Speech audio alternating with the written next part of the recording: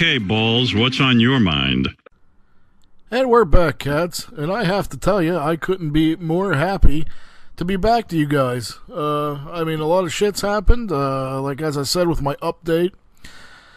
Every Gonzo podcast stopped with all the podcasts and everything. I mean, as to the future, I don't know what that will bring for them, but all I know is I found out something, like I said before. I had so much fun sharing my thoughts and opinions and views and, talking to you cats every week. I realized that I can't not do it. So, I had so much fun doing the show for you guys. XTina really liked doing it. And the best part about it is it's very well received. And I never thought in a million years that you guys would really, start to tune in and you really connect and give a shit. And, it's a very good feeling to know that you cats want to hear my show continue.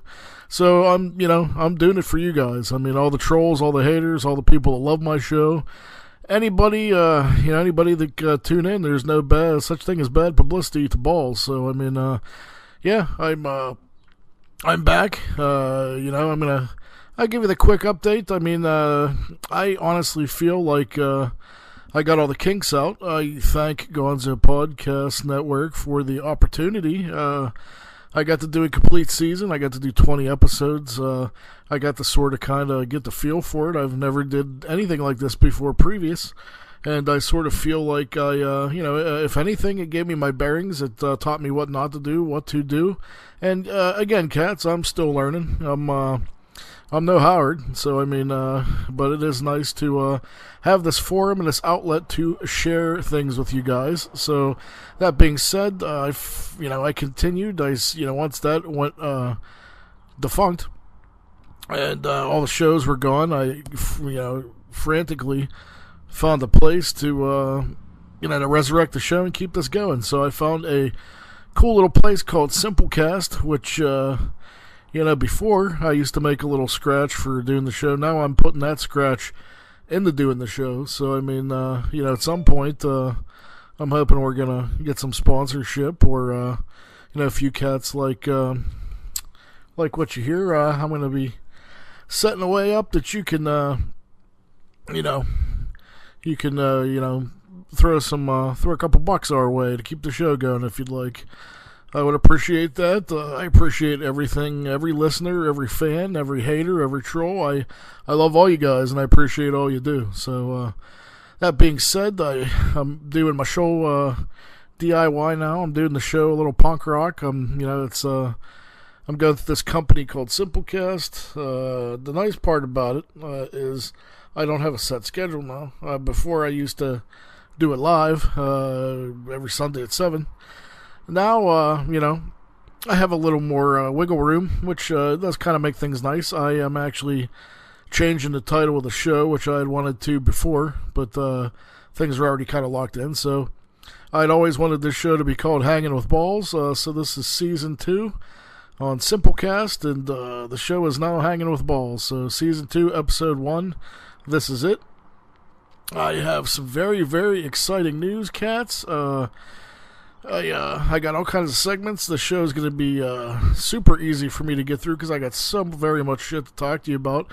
We haven't been together in so long. I'll just try to get it all out and not forget anything.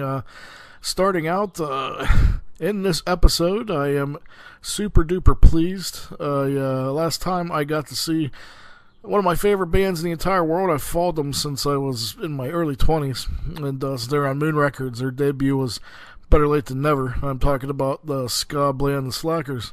In this episode, I'm going to finally have the opportunity to interview the man, the myth, the legend, the great Vic Ruggiero. He is, in fact, the lead singer of The Slackers.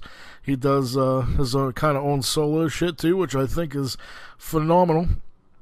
I got to hang out with him last time I went to see him in Pittsburgh, and he was always a gentleman, man. Always a cool cat. Always somebody that I've looked up to, and their music has always connected with me, and it always resonated to me with through the ups, the downs, and the in-betweens in life. I can almost connect a song to almost every everything in my life, and it's almost like a soundtrack to my life. I love these cats. Always have, so always will, always be a fan. So I'm super excited to get to that. That'll be later in the show. As always, XTina will be back with her Depravity Corner. I know she's excited to come back and tell you cats all kinds of fucked up tales. We haven't been together in a while, so who knows what could have happened from then till now. And getting right into it, I've gotten to check some stuff out. I binge watched, I should say. I'm still fucking tired. I was super looking forward to the new show Cobra Kai. And here's why. I am a child of the 80s. I'm a fan of the 80s. I love everything about the 80s. I love The Karate Kid. I always thought that was a phenomenal film. I couldn't wait to see this fucking show, man. So I was able to check it out. I thought, hey, you know what? I'll throw one or two on before I go to bed last night. Well, needless to say, I binged watched the entire fucking season in one sitting, and I've been falling asleep and paying the price for it ever since, and I'm probably going to kick off pretty early tonight because of the fact, but I have to tell you cats, I fucking love Cobra Kai. It was definitely worth the wait. If you are a Karate Kid fan, there's going to be so much for you to love. There's so many nods to other films. There's so many different homages. I mean, you get to see what happens to certain characters, and how much their life has changed after the fact, after the last films. So I mean, I can't tell you. Zabka, fucking Machio, they're incredible. It has a very strong supporting cast. The very, very likable characters. They take the time to actually do character development, which in a show is a deal breaker for me. There's so many things done right. I can't recommend it enough. I mean, the sad part about it is, you thought about this well before I even heard this idea or project.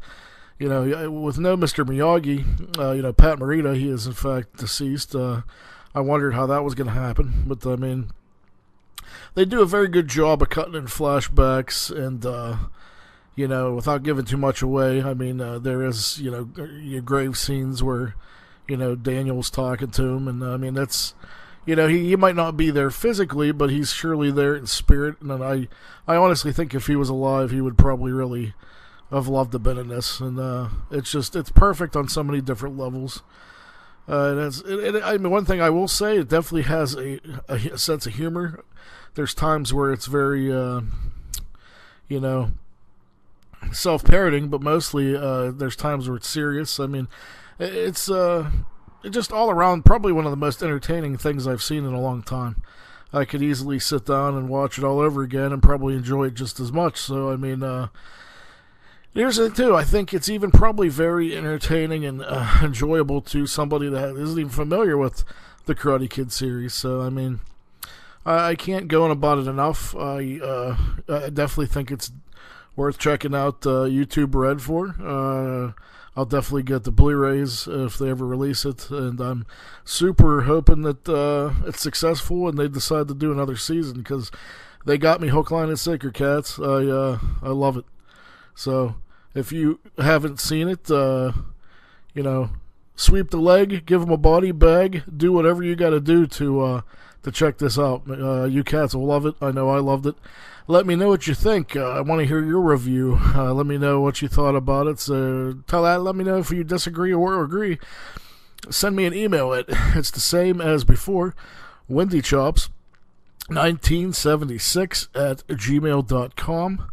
Let me know, cats. Like I said, super duper loved it. Also, up next, I had the opportunity of going with my family to see a little flick a couple weekends ago.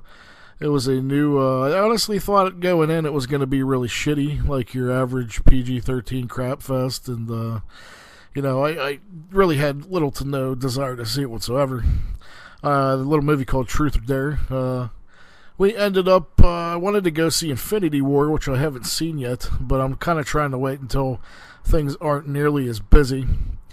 And I could go and not have that horrible movie theater experience where I'm crammed up against 500, stupid assholes, where I could actually go and breathe a little bit and enjoy that. So I'm waiting for that. So we ended up going to, and long story short, we ended up going to see Truth or Dare. And, hey, surprisingly, cats, I actually enjoyed it. So, but most important, I want to introduce this next segment.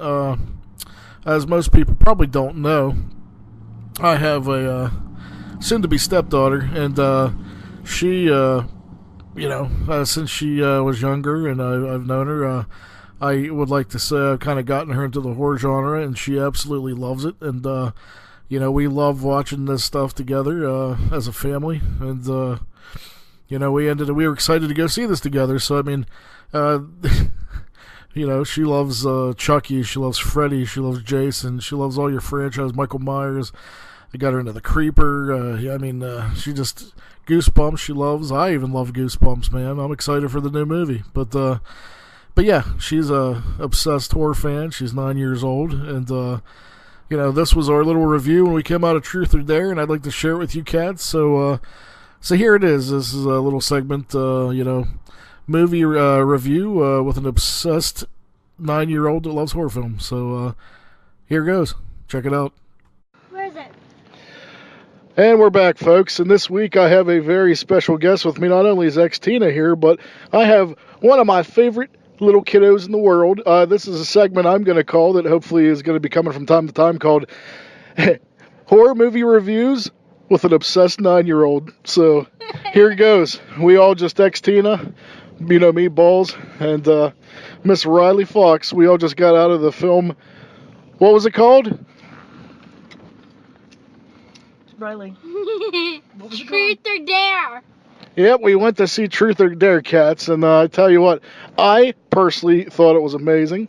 I thought it'd be your standard run-of-the-mill PG-13 crap fest. I thought I'd just come out of it going, meh, but I tell you what, I was surprised. How do you feel there, XTina? I thought it was amazing. Yeah, I thought it was going to be super cheesy and just leave me regretting spending all this money. But oh my God, it was phenomenal. It was, I guess, unexpectedly phenomenal. Those are the best kind, but I think the more important part of this segment is let's hear what an obsessed 9-year-old horror fan has to say. What did you think of it there, Miss Riley Fox? It was very creepy, and their smiles were weird, and if you don't do the dare, you die. If tell the truth or you die, do the dare or you die, refuse the dare, you die. So does that mean will this refrain from you playing Truth or Dare in your everyday life with your other friends now? I'm never playing Truth or Dare with my friend Taya, because she gets creepy sometimes. She acts creepy, and then sometimes all she does is speak Spanish, which I cannot understand her when she does that, and it's creepy. All right, let me ask you this. What was your favorite kill of the movie? I don't know. I kind of like the girl that got shot by the other girl, because I forget her name, because I only like her because she was trying to save her friend, and she saved her friend from getting a bullet shot in her, because the girl's dare was to kill Olivia, and they tried to hold the girl down, and when she was about to shoot her, the girl jumped in front of her to save her. See, that's what I like here, cats. I mean, everybody condemns horror films as being bad for today's youth. I grew up in this stuff, and as you can see just from this film alone, it ends up being more of a, like a morality tale. I mean, a lot of this stuff does. Like, your good always triumphs evil. You have, people that make bad decisions and they pay for it and they learn. So I mean, I've always been a advocate of sticking up for the genre, and you can see a 9-year-old gets it, and she's I consider her to be very well adjusted and very intelligent, and so there's really, whenever people do bad things in society and they try to blame it on media, whether it be television or whether it be music or movies, I always think it's bullshit. So hopefully this adds a little layer to that. So anything in closing, folks? I just want to say we really love this film, and I wanted to include this. And any closing statements there? What do we want to give it a rating? A, B, C, D. What do we want to give it? I give it a solid A. Surprisingly enough, Balls gives it a solid A. You hear that? XTina gives it a solid A. Balls gives it a solid A. Miss Riley Fox, take us home. What'd you give it? Better than a solid A. Wow, you heard it, folks. So if I was you, I think I would actually I'd go check out Truth or Dare. So I'm scared, and I've barely been scared in a while because I watch so many movies about scary stuff, and it's kind of got old, and now there's something new, and it leaves a really twisting ending. Is that not like, I mean, what is it? What is it about these kind of films? Do you enjoy being scared, Riley? Sometimes. Sometimes I like being scared, sometimes I don't. It depends on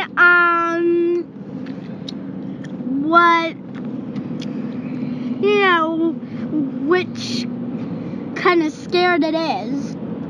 Like, most of the movies I watch before bedtime, and I don't even get nightmares.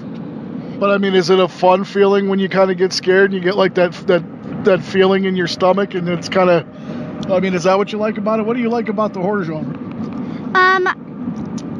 Actually, I liked being scared this time because I haven't been scared in a while.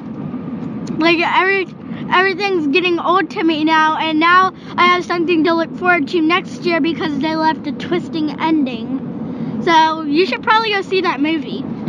See, this is what I think is cool too. Like I've talked about this on the show before, Cats, and when I was her age, I used to look for the same thing. I call it chasing the dragon. Like, I always love that feeling of being scared, and when I find something that makes me feel that way, I can't wait to find the next dragon or the next dragon. I keep chasing it.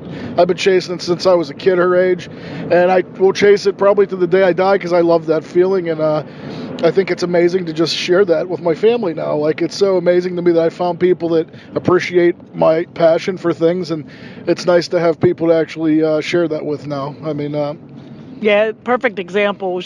Riley was clinging to me and like hiding her eyes, and she hasn't done that in a while at a scary movie because she's sort of gotten immune to it, but she was like, I'm so scared, but I'm so happy. Yeah. And Maggie's favorite part about like all the horror movies, he's like been there, seen that, but he likes watching me and Mom jump at them. I have to say that's some of my favorite parts, man. Like, I just look at the, how much she looks at this stuff, and when I'm sitting there watching it, I feel like a kid again because I see her looking at this stuff the way I looked at it, and I look at it now, and it's truly an incredible feeling, Kat. It's a great time at the movies. What did you think was better? Did you think Strangers 2 was better? Or did you think this movie was better? What did you think? I like both of them, but I think I kind of liked this movie better because I don't know. I liked it better because it was more suspenseful, maybe? Yeah, like it left twist endings, and like the girl said someone Sam, and we didn't know who Sam was. So there was that bit of mystery. It was almost like a mystery too, and a thriller. Yeah, but we don't want to give too much away of this movie, so maybe go and see it before you hear the rest of this and hear it later. I couldn't put it better myself, there, kiddo. So this is Balls from Ellwood. This is movie reviews with an obsessed horror fan. It's a 9-year-old, and we'll see you next time we go to the movies. Hope you liked it. Peace and love. Yeah, you want to say goodbye to everybody? Bye. XTina. Bye. Later. Peace and love, everybody. Peace and love. Alrighty, cats. We're back this week, and this week I have a very special guest. I actually could cross this one off my bucket list. Somebody that's very important in me in my life, Vic Ruggiero. He is the lead singer of the Slackers, and he's actually kind enough to sit down, let me call today and sit down with him and ask him a few questions. So, how you doing there, Vic? Hey, how's it going?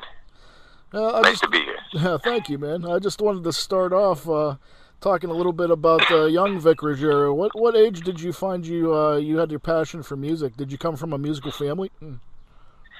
Oh, I don't know. I guess I always was playing stuff, since I was a little kid. My mother said I wrecked a guitar when I was a toddler and a harmonica. So I guess I've been around guitars and harmonicas since then. And then I used to play my grandmother's piano in the basement. That's awesome, man. And yeah. When you were when in the early days of the Slackers, you were a band called the Nods. Can you tell me a little bit about how that started and what that was like? That was back then. We were changing our names all the time, so we didn't have like a steady name. We would change our name to all sorts of things, and I knew that at some point I wanted to be called the somethings, like it had to be like the blah blah whatever plural, because I was like all the cool bands that I liked from the '60s had names like that. So we tried out a bunch of different names, and then when we went and collected the music from back then, we just called it the Nods because it was the one. I think it was the band name that wasn't taken. We used to call ourselves all sorts of things: the Suspects, the Substitutes, all sorts of things. And then in that time, that's when we found the name the Slackers, and it wasn't even a name that I liked, but somebody gave it to us because they said we were a bunch of slackers, and yeah, and it stuck. It was like a bad nickname, I didn't know that, man. That's awesome. Yeah.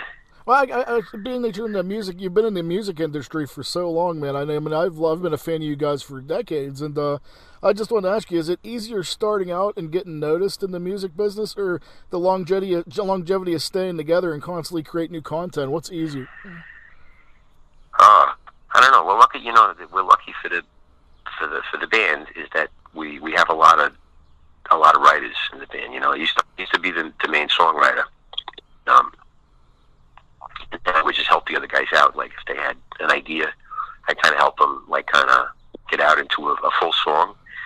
And then as we went along, guys started to write their own songs and come in with songs that were like, hey, I think I got the whole thing figured out, or have like the major part of the song, and then I would kind of edit, and then I also trust them to edit my stuff. Like I might come in and have too many chords or something like that, and they're like, hey, there's too many chords in this song. It's like sounds too academic or something, And so I don't think content is rough. Actually, we probably got more than we need sometimes. But staying together and being friends and through those the weird spells that can be like. That's a quality. That's the guys. You really have to appreciate the maniacs that I found that are willing to. They were willing to quit their jobs and screw their lives up and wander around for 20 years.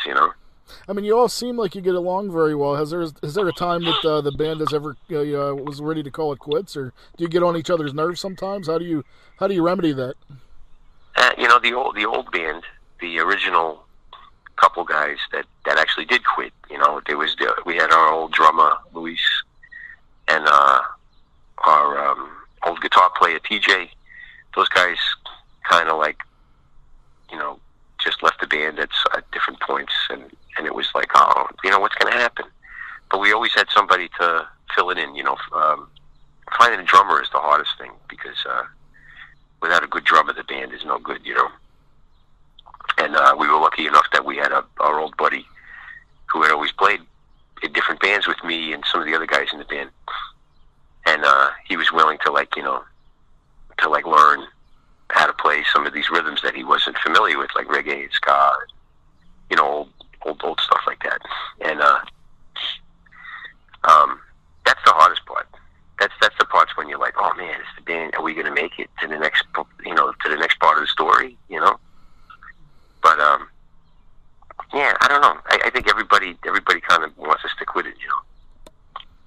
That's great that you can all get along so well and stick around all these years. I want to mix it up a little bit, though. I mean, I'll give you a couple of questions that aren't, like, musical related. What's the best gift that anybody's ever given to you in your life?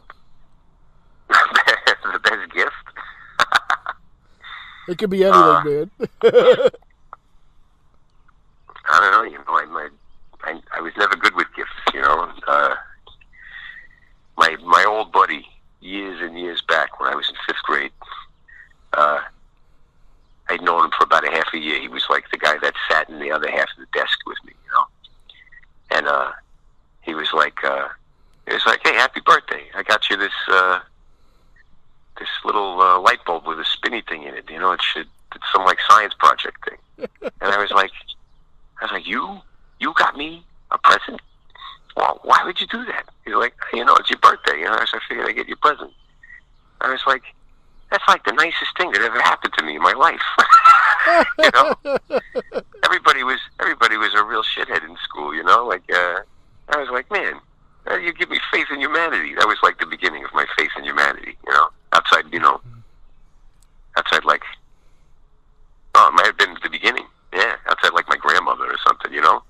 See, that's awesome, man. Like, I always get accused of, I had a real shitty time in school and people were really mean. I was always different and, you know, I kind of lost a lot of faith in humanity. And, like, sometimes, I mean, your lyrics, you've always been inspirational to me. You've always been important in my life. And you know, your music and songs have always got me through, like, the ups and the downs and, like, all my good times and bad times. So, I mean, just hearing that kind of gives me a little more faith in humanity.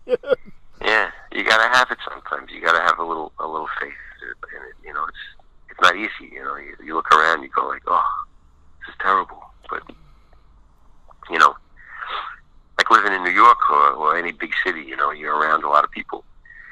And you start to look at everybody and realize, everybody really just wants to, you know, have an okay time, you know.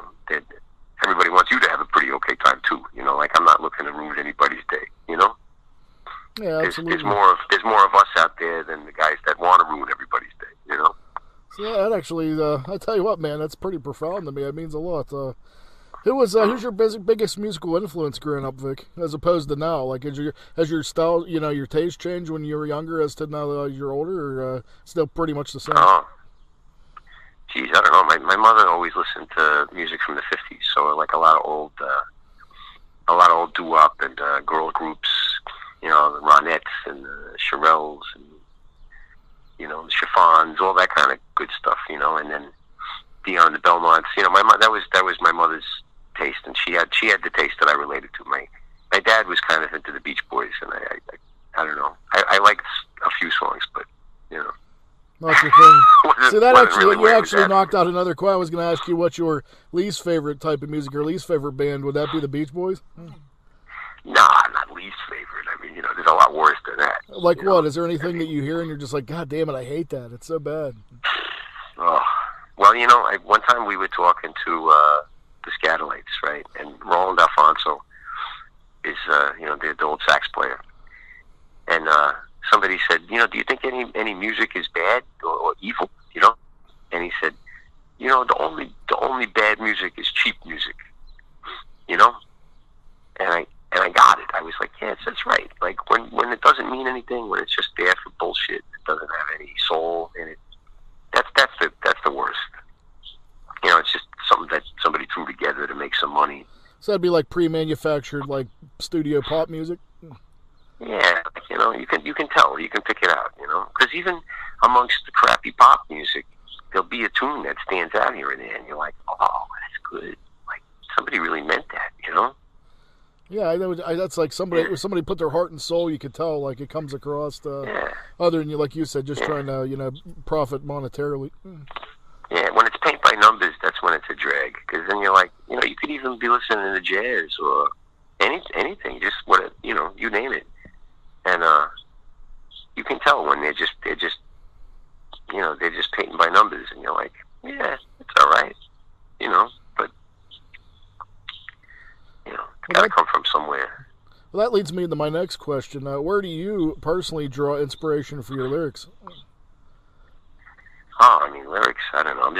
I talk a lot, so I just once in a while I put a pencil in my hand and then I write it down. But, you know, reading, the more I read, the better I write. The more poetry I read, the better I write and I sing. It's just really that. You just put yourself in it. Somebody said too, you put up your antenna, and you just put up the antenna and see what comes in. And I'll go look back through my notebooks and be like, what? I wrote that? It's like I see it's my handwriting, Yeah, it's weird. What's your least favorite and most favorite song of yours to perform live?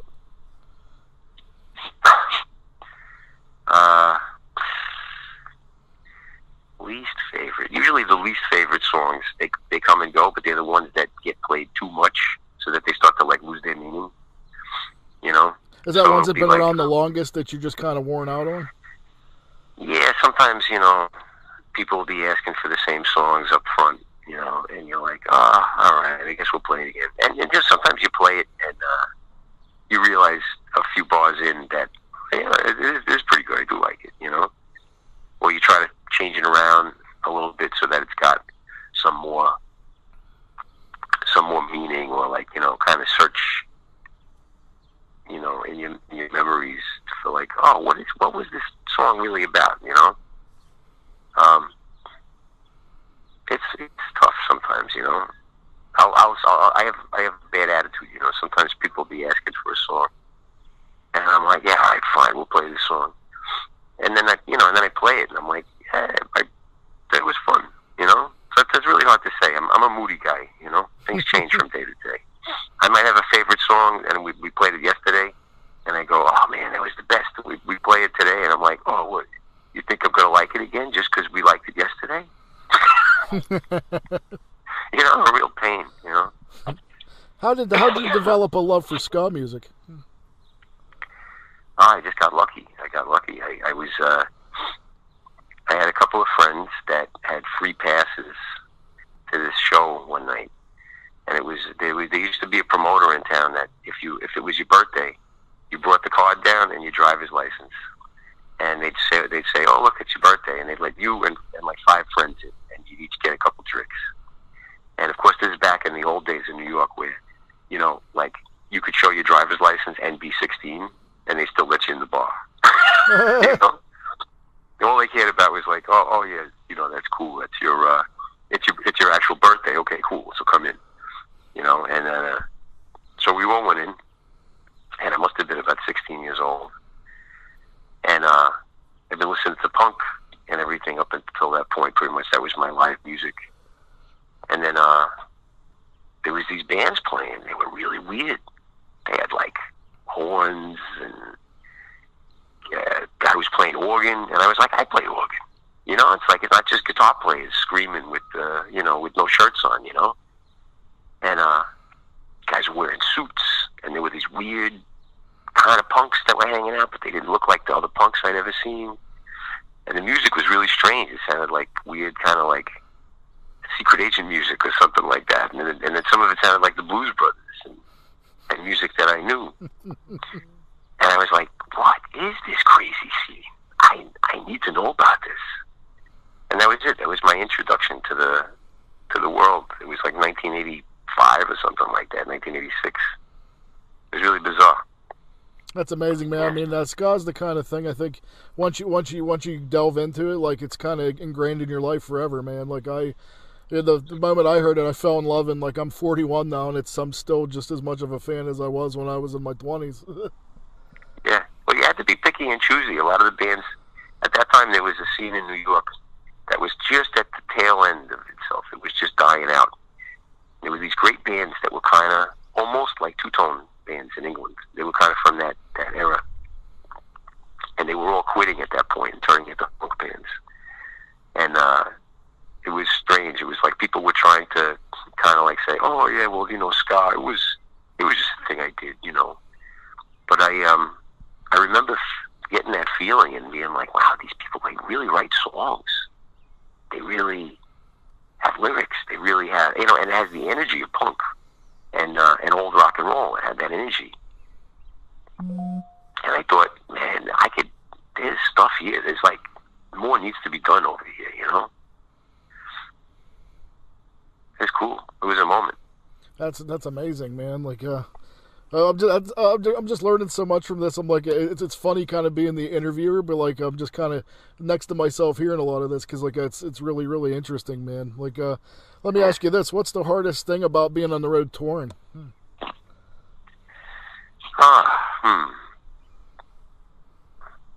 I love touring.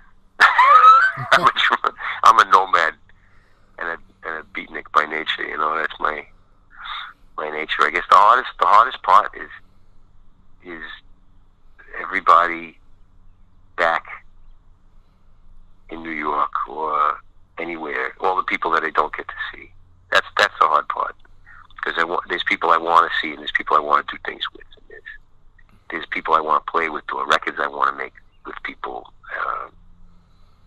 And so living day to day, traveling around doing music is great. But there are moments where I have like existential crises, you know, and I'm like, what am I doing? I know that I need to be here and play this, but there's also other things I need to do, and that's what you do in your free time when you're not touring? Yeah, it's like, you know, sometimes I just take time off, but it's rare. I remember one summer many years back where I just had nothing to do, and I just like went to the beach a bunch. And that was like a big anomaly in my life, you know. Usually when I have time off, I'm making a record or doing something else, you know, trying to be creative with my solo stuff, or I have a couple of other side projects, you know, like the Reggae Workers, the RWW band. Oh yeah, I'm a big fan of your solo stuff as well, man. Just the other day I was jamming, this again. I mean, I think it's an incredible album. Oh, thanks, man. But because I always feel like there's a lot to be done, you know, and the time is always flying by, you know. I mean, being that you're always on the road and you very seldom have a lot of free time, is it very hard to maintain like a serious relationship with somebody? Yeah, it's a challenge. It can be really hard. Is it impossible? Well, I don't know. Thus far, it's proved. But you know, it's not utterly impossible. You need special kind of people that you hang around with that understand that, you know, it's kind of like I understand, you know, it's like I'm that kind of person. I'm like, hey, you need to do some things. We'll see each other when we can see each other, but you just need to find an understanding individual that knows it's going to be like that. Yeah, you know, and preferably people who also like to travel and do things. You know, they're not stuck. You know, like you can't. Certain kind of personalities are going to be incompatible. You know, like that. What's the craziest thing a fan's ever requested of you? And hopefully, it's not my interview. Requested the best request, the best oddball request I ever got was to go to a prom with somebody. Was you here? Did you go? In like Kansas City or something. No, I said, I'm sorry. I said, you know, funny enough, I might actually consider it. I was like, you know, if I had the time off, I might go to the prom with you. I hated my stuff, but I'm like, somebody else's, and maybe I would have fun. That's hysterical, man. That's just what I'm looking for. Oh, I got one for you, and hopefully it's not too forward, man. I do ask some pretty crazy questions here. So, how many groupies have you had in a day? What's the record? What? How many groupies have you had in one day? Man, What's the record? I can't disclose. I don't kiss and tell. Fair enough. When did you realize your defining moment that music was going to be more than a hobby for you and become your life? Oh, that's funny. It was kind of a moment, actually. I was sitting in my apartment. I moved into an apartment with a couple of friends of mine, and I think I had a broken foot because I was riding my bike. I got knocked off my bike by like a truck or something, and I think I was kind of stuck in the apartment, writing music, or playing around with a 4-track for a few months, and it gave me a lot of time to think. And I remember thinking, you know, if I don't do this, I'm going to really be mad at myself. Like if I don't actually try to take it seriously, I'm going to be really, really mad at myself. And I said, let me just at least try, despite what everybody says and the impossibility, the odds that everybody keeps throwing at me and discouraging me. I thought, let me really take it seriously. I got a couple of guys that are my friends here that also seem to want to do it. But I was like, me personally, I'm really gonna try to make this happen.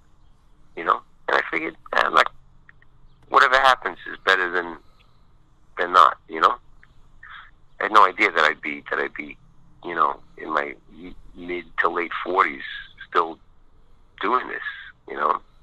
What did you think you wanted to be when you were little, or when you grew up? I don't know. Everybody was giving me all sorts of ideas. I went to school for psychology, but halfway through that, I was pretty sure I wasn't going to do that. And I don't know. To be honest, I really don't know. I had some funny ideas about what I might do. My dad was always telling me to be a lawyer. I was like, yeah, I don't know if I like that idea enough. I might have been a cook. I like cooking. Oh yeah, I didn't know that about you. I could see going to cooking school. What's your favorite thing to cook? Oh, anything. Cooking is just great. I'm good with that. I can figure stuff out. Can make anything if especially these days that my diet is pretty restricted. So I found out how to eat healthy, so I end up having to cook a lot more for myself, even on the road. I need to get my ass in shape too, man.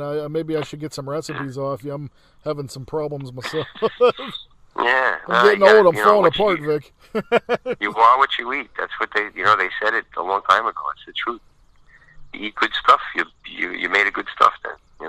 Garbage in, garbage out, huh? That's right. It's the truth. As of now, I made a garbage, so I need to work on that. I used to think that we were like roaches, and if we ate crap, we'd get stronger and we'd get immune to all the toxins. As it turns out, that's not how it works. You just end up being poisoned. Hey, is there any bands that you've played with that just simply weren't very cool to you at all? There was a couple. There's friends of mine in some of those bands. I can't really say who they are. But we've learned from example. The higher up you go on the food chain with bands, the nicer that they are generally. You can meet. I was lucky enough when I started out on this crazy life that I played a bunch of festivals with some really famous bands and really awesome musicians. And the more legendary that they are, and the more right that they would have to have a crappy attitude, they're the ones that surprise you the most. They're the nicest, most, the friendliest, most encouraging people. Guys like, we met Devo. I met, the Ramones. Oh my God, I seen the Ramones last show before they were done. Yeah, and then even guys to be honest, even guys like Metallica and stuff like that, like bands that, you wouldn't be surprised if they were jerks. And then, as it turns out, hey, they're super nice. And then it's the younger bands and the mid-level bands that really, they're trying to prove something. The smaller the bands are, the more attitude they have, the more hometown hero crap. And they think they're better than everybody. And, See, it's a bummer, man. It's a revelation. I didn't think it'd be like that at all. It's like the opposite of what I thought. Has anybody... It was nice to know that. Oh, I'm sorry, man. Go ahead. No, it was nice to know that, and it was encouragement and a lesson to always be gracious and kind to people, because that makes so much of an impression, and those are the people you want to be around, Oh, absolutely. Has anybody ever ripped you off after a show and won't pay you, and how do you handle that such a thing? We drove out to Cape Cod one time early on in our career. We drove out all the way to Cape Cod, which is like, boondocks. It's one way there, one way back. There's nothing to play on the way. And I think we even brought our own PA for that gig. And the promoter disappeared before the end of the night, And we're looking around, who's supposed to pay us? Oh, they caught this shit. They locked the doors of the bar. And, we're like, oh, man. And we couldn't get it. We had nowhere to go. We didn't know. We were like, I guess we just got to drive home. Oh, man, that sucks. So after that, Dave was like, we always keep an eye. We get paid. If we don't trust the guy, we get the money up front. You hear about that, old musicians all the time. They're like, I don't get on stage. I don't play not till you give me the money. You don't have all the money. You give me every set. You pay me. No pay, no play. Yeah, we've done it. We've played out in places where we don't trust the guy. We say, you want us to play 3 sets, you pay us before every set. Say, I understand that you don't have the money at the bar yet, but it's coming in, so it's all right. You just keep paying. We'll keep playing. There you go, man. Hey, what's some of your favorite bands right now? Like, so, you know, is there people out there now that you actually think are, you know, worth checking out? Yeah, there's bands out there that are. It's actually a pretty good time for music, you know, when you think about it. Like, people are out there playing. I guess the band that's like the most like the Slackers that I hear these days is a group from LA called the Steady 45s. Oh yeah, I actually had a single with theirs, man. I thought they were pretty cool. Yeah, live they have a magic, and I hope that somebody can capture it on record, what they do live, because it really is something special. That's awesome, man. And, I'll have to check them out in depth here. Yeah, and then you know, there's a nice scene in Europe too. The guys that I play with in Europe, when I do the RWW record, the drummer, he has a label. He just started. It's called like Baddest Sonic or something like that. But he also is involved with some people that are way talented, and I really wish that they would make more music, because everything I hear from them is so cool. But yeah, it's out there. There's music out there. Yeah, what I love about you, man, is like you love a little bit of everything. You don't just have blinders on. You pretty much appreciate every genre, and I always think that's the way to be, man. That's cool. And if you could collaborate with one musician that you haven't had an opportunity to yet, who would you work with and why? Oh man, I don't know. There's so many guys out there. Who is it? Recently, I got hip to a guy, and I probably have met him once or twice. But there's a scene that comes out of Memphis, and it's kind of a garage rock scene. And I heard the guy in an interview. His name is Greg Cartwright, I think is his name. But he's one of these guys that has like 20 bands, you know, and they all stay together for like enough time to make like 2 singles or maybe like an album. And then I don't know what happened. They break up, they get bored. But his story was so much like our story, you know, and the same influences and the same kind of weird, like, you know, living in this weird limbo, that I was like, man, I would love to get into that scene and see what those guys have to offer. They were all out of Memphis and Nashville, so I gotta go actually do that. Go down and take a trip and poke my head around and see if I can meet some of these guys. Because I feel like, despite the fact that, you know, they play rock and roll, you know, like, and I mean that in quotes, you know, and we play something that's not rock and roll. We play ska and reggae. People don't think of it as having a lot in common. And I was like, man, all I see is things in common, you know? So that's actually, I got to put that on my list of my like to-do list, you know? What's the biggest misconception about the band that you hate? I mean, would it be just what you explained, that like people don't look at you the same because you're a ska and a rock steady band? Or? Well, you know, people misconstrue ska a lot. You know, I guess it's you can't blame them. You know, there was 100 bands in the '90s that played this thing that they were calling ska that we don't think is ska. But I mean, the quote unquote third wave. Yeah, the third wave stuff, you know. But I mean, if somebody hands you a tomato and they call it an orange, and then they do it 100 times, you know, and everybody in your neighborhood calls a tomato an orange, and then they put it on TV and they say, here's, you know it's a tomato, but they call it an orange. After a while, it's an orange, right? It's just one of those things. You're like, you can explain to people. You can say, no, scientifically, actually, look, this is not an orange, it's tomato. You know, and that's kind of what I feel happened with the ska ska thing. It's like, you know, there's this music I love that's called ska and reggae. And then there's a bunch of crap out there that people play that I don't know what the hell it is. And, yeah, it's funny. you I know, was just God talking. bless him, I was just talking with my fiance a few days ago about how the scene's changed from when we were younger to now, and it's definitely different and harder to kind of find like real ska music anymore and real you know, punk music really for that you know, purpose. It's definitely changed a lot over the years and morphed into something way different. Yeah, it just means you're an old bastard. That's all it means. Yeah. Maybe that's They're like, it. man, you know, it used to be good. Yeah, back in my day, ska was ska. Right. Hey, what But you kind know, of? we came into it with that attitude too, though. You know, I think we came into it with the attitude that this stuff was undiscovered and it was unearthed, and that part of our job was to unearth it and find it and bring it to the light. You know, and that was part of our, you know, mission statement. You know, and so you know, we were even defining it before we started. You know, even before we could complain about people having misconceptions about the band and about the music. You know, we already had detected that there was misconceptions, that there was this beautiful treasure that was hidden, and that people needed to be told about it. You know. Somehow we could help that happen. You know. So anyway. Hey, I have a question for you, Vic. What kind of films do you enjoy when you're not playing music? I mean, are you a movie guy at all? Oh yeah, I love movies.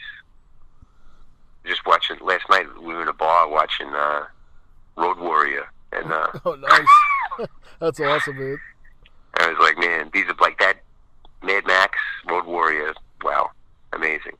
But we usually, you know, my taste goes towards more artsy kind of, you know, 60s, you know, French New Wave. You know, I'm a jerk. You know, I'm from New York. I'm a snob. You know, I'm like, oh yeah, come on, let's go.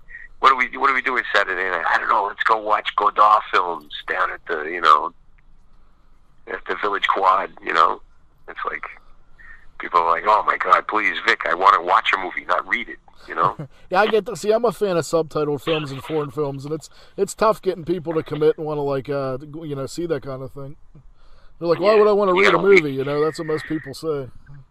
I know. That's why you got to go watch it 3-4 times, because then after a while you start to not have to read it anymore. Well, that's what I said. Like after you watch enough of those, it almost becomes fluid to the point where it doesn't even feel like you're reading anymore. Yeah. You know. What's a surefire thing that makes you laugh? That makes me laugh? Yeah, like something that you couldn't control it if you had to. Like this always makes you laugh. Okay, weirdly enough, babies crying. Oh, really? When I'm on a plane and there's a baby really just like going for it, and everybody's like holding their heads and like they can't stand it, that cracks me up like nobody's business. Dude, that's hysterical. Yeah. Yeah, I don't know what it is. Something about babies crying. I start laughing. And then people are like, please. The reaction, like, they're going to be pissing people off. Yeah. I'm like, I'm sorry, I can't help it. That's great. Hell, I got one for you. Who would you want to play you in a movie about you? If they ever made a movie about Vic and the Slackers, who would you want? That's unbelievably. It's funny you should ask. That's one of the games we play. That's one of the best when you got a long drive. I get the fuck out of here. Games to play. Yeah, it's who plays who in the movie. What actor plays who in the movie, you know. And the Slackers have really gone through quite a list of. We got Sean Connery playing Marcus Gibb. We got who plays Dave? I gotta know. Marky Mark doing Glenn Pine. Oh my God. Mark Wahlberg, right? I can see that. I took a picture with him when I was in Pittsburgh, and he looks almost exactly like that motherfucker for sure. He does. I should send it to you. The way he looks, holy shit. Yeah. Well, that other guy, who's that other Boston actor that he's in all those movies? He got the same Glenn Pine look. Oh man, I think I know who you mean too. You know what I mean? He was in Departed. The Departed. Yeah, well, not Leonardo DiCaprio. The other dude. Yeah, I can't remember his name. But my favorite one is we got let's see, for Dave, we were trying to go through. We're like, who should it be? Dave. Dave could be, or so many guys. But my favorite pick was Forrest Whitaker. Forrest Whitaker, Dave Elliott. I don't know why. Oh, something about it. It's like this is like out of the box casting. But I was like, I think that's it. Either that or Nick Nolte. It was like one or the other. What about this is you? a great game to play. Who do they choose for you? Their slackers are somewhere. They say somewhere between Columbo and Ralph Macchio. I think they're tied. I just watched that new Cobra Kai show, man. That was awesome. Oh, I haven't. I'm not a good TV watcher, so. Yeah, they did a show about they continues the Karate Kid, and I tell you what, it was actually really good. No shit. Yeah, the dude that was Johnny, like the bad guy from Karate Kid. Like it picks up like 20 years after, like he gets defeated, like he's a schlub and he's like a loser, and then like he ends up, it continues from there, and like he ends up having a rivalry with Ralph Macchio again. It's actually really good, man. You should check it out. I'll have to try to make a note one night. Okay, I got one. I hope it's not embarrassing, and you're not kissing and telling because you're not in it. Hopefully, describe to me in depth the worst porno you've ever saw. The worst? Yes. There's a lot of them. God. If you can even cite dialogue or whatever you want. I mean, I could tell you about mine. It'd probably make you laugh, but. I think the worst, but then again, some of the worst are the best. The worst is the best, right? I mean, we grew up. I don't know if I grew up in the '80s, so I mean, So did bad I. porn was like a part of. It was your right. As a. What there's one. Oh my God. There was one. I think Glenn. I forget who brought it around, but somebody brought it around. And it was called the Artist Couple. The Artist Couple. That one had the best lines ever. That was oh man. It's hard to remember. It's hard to remember exactly what. You're talking about these were guys with big mustaches, big bushy mustaches. Like really Johnny Holmes. Yeah, it was really classic. But I mean, good dialogue. You know what I mean? Good dialogue. I don't know, it's hard to remember. I remember there was one guy that posed as a photographer, and he's posing as Avedon. And they're like, oh, Richard Avedon. He's, no, Irving Avedon, or something like that. I don't know. If you ever get a chance, I'm sure there's no way to find it at all. I bet you I could find it, man. I was chasing the dragon. I remember my grandpap rented me my first porno when I was a kid that I ever seen. It was called Shadow Dancers. Never thought I'd find it in a million years. Finally found it after all these years, and I tell you what, I remember every single line of it. Those are big impressions, man. That was the origin of everything. You're like, what? That happens? Yeah, but I remember I was just remember just being like, that's how it happens. I don't think I left the house for a month, Vic, once I discovered porn too, when I was a kid. So. Jesus Christ. Yeah, we used to do the same thing. I I would regularly borrow my friend's dad's membership card, his video, the video store card. And I had it down, man, borrow it, return it. This guy, they must have thought this guy was such a perv. He was renting all these porns. Like, man, this guy's rented 45 pornos the past 3 days. I know. And it was just like, I'm like, it's okay. I can deal with the guilt. I'm like, the guilt, it's okay. It's kind of part of it. It's like, I should feel guilty. See, I got busted when I was a kid because I would use my mom's, and I'd get on when she wasn't there. Little did I know, I didn't know the lady that was working that day was friends with my mom. So, I got a copy of, any given, Rambo movie. And then I'd tuck it in between. I'd have, some other, chopping mall. And then in between, she's going through. She's like, Rambo, this, oh. Yeah. It's like, Sticky Lips Volume 7. Okay. So, little did I, that shit stopped after that. So. The video store, they knew your secrets. They knew it, They probably could have blackmailed me 45 times, I bet. Yeah. Oh, I get. Now steer you out of this. I'm sure you want to get out of this topic. Well, we're almost done here, man. I'm not going to torture you too much longer. But what's the most fucked up dream you've ever had? Really? Oh man. There's these dreams that all the guys in the band have, that we all have in common, and it's being put on stage with an instrument that you don't play, at a moment where you can't explain that you don't play this instrument. And everybody's there expecting you to play this instrument. And you're like, I don't know how to play bassoon. This is not, and it's like, they're just like, no, I mean, what do you mean? This has to happen right now. And it's like, I don't know what to do with this thing. That's a recurring nightmare that happens to, I'd say, a good half of the band, more than half of the band. And every time that it happens, somebody's like, oh man, I had the dream. That's so good. Hey, do you consider technology a detriment or positive for getting your music out there nowadays? I mean, it's positive. I mean, it's a drag that we need to organize. We need to have another musician strike at some point where we get our royalties together for digital copies, because that's a little bit of a drag. Getting a thousandth of a cent for every play on whatever. Is that what they really